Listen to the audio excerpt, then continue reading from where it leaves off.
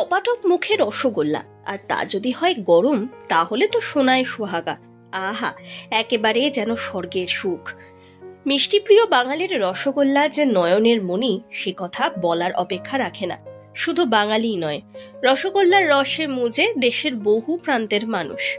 এক নিমেষেই ঠোঁটের কোণায় পরিতৃপ্তির হাসি ফুটিয়ে দিতে পারে সাদা তুলতুলে নরম ছানার এই গোল্লা। আচ্ছা, মনে কখনো প্রশ্ন এসেছে ভারতের জাতীয় মিষ্টি কি? এসেও বা যদি থাকে, তাহলে নিশ্চিন্তে হয়তো ভেবে নিয়েছেন বাকি সমস্ত মিষ্টিকে পিছনে ফেলে জাতীয় মিষ্টির খেতাব অর্জন করে নিয়েছে এই বাঙালির রসগোল্লা। যতই হোক, এই মিষ্টি তো আমাদের নিজেদের, খাঁটি স্বদেশী। অনেকে আবার ভাবতেই পারেন, সত্যি সত্যি জাতীয় মিষ্টি আছে নাকি? কই, জাতীয় পশু, জাতীয় ফুল বা জাতীয় ফলের মতো জাতীয় মিষ্টি নিয়ে তো খুব একটা আলোচনা হয় না।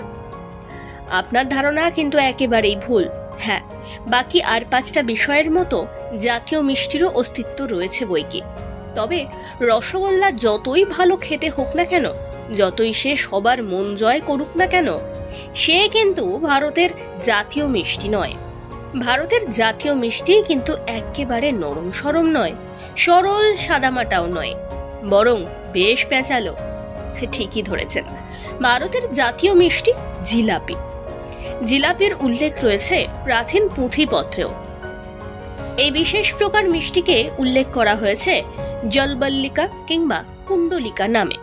এমনকি মহাভারতেও তো উল্লেখ আছে ভগবান শ্রীকৃষ্ণের প্রিয় মিষ্টি অমৃতপাকের জিলিপি বা অমৃতি। তবে প্রাচীন ভারতের থেকে বর্তমানের জিলিপি অনেক বিবর্তনের মধ্যে দিয়ে এই রূপ ধারণ করেছে। ভারতের নানা প্রান্তে অবশ্য এর নানা রকম নামে ডাকা হয় একে। কোথাও ডাকা হয় জলেবি, আবার কোথাও জিলিপি বা জিলাপি নামে।